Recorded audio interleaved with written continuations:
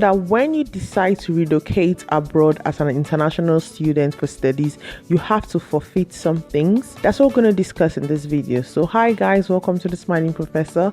My name is Bukola, and today in this video we're going to discuss the essential things you actually forfeit when you relocate abroad for studies. So the first one that no one actually tells you of is you have to forfeit your status or the title you have in your own country. So when you decide to leave your country and relocate to a foreign country for studies, you have to understand that as you're relocating, you have to forfeit your title. So for instance, if you were a bank manager in your country or you were the director, these titles would not apply to the country you're actually going to study in.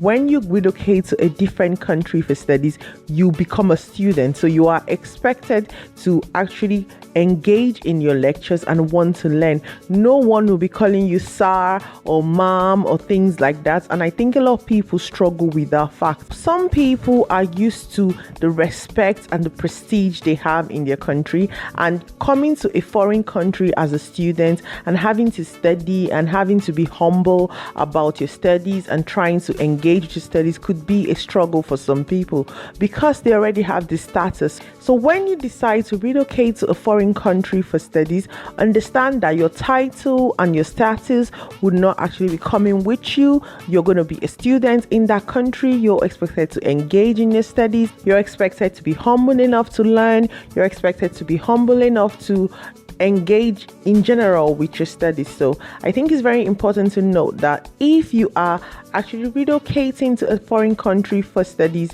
you should be able to give up your title or your status symbol. If you're liking this video so far, please click the like button and leave a comment down in the comment section below because it helps boost the video. And don't forget to share it with your family and friends. Now let's go back to our topic of discussion. Another thing you forfeit when you decide to relocate to a foreign country as an international student is your right to do business. So most people are not aware of this, but if you are relocating to most countries as an international student, you do not have the right to conduct business. Normally you get a visa and the visa states you are there for studies, so you cannot conduct or engage in any business. If you actually found out to be engaging in business practices, you can have your visa withdrawn and you could be sent back home.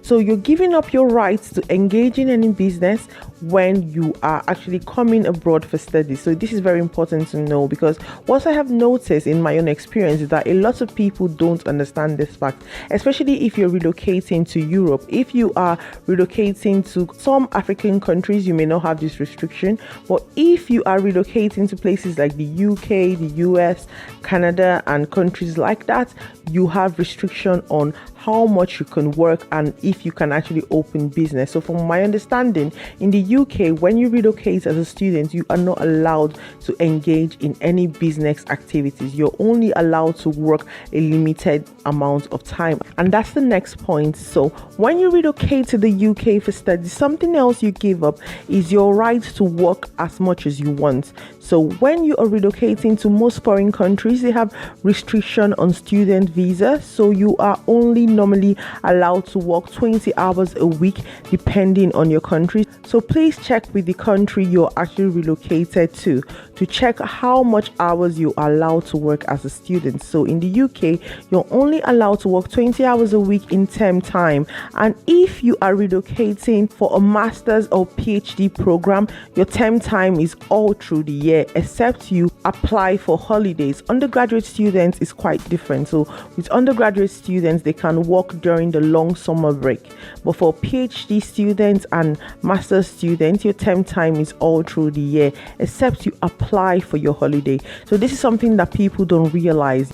I read about some information online with people saying, oh, I'm going to relocate to the UK, but I'm going to pay my own tuition.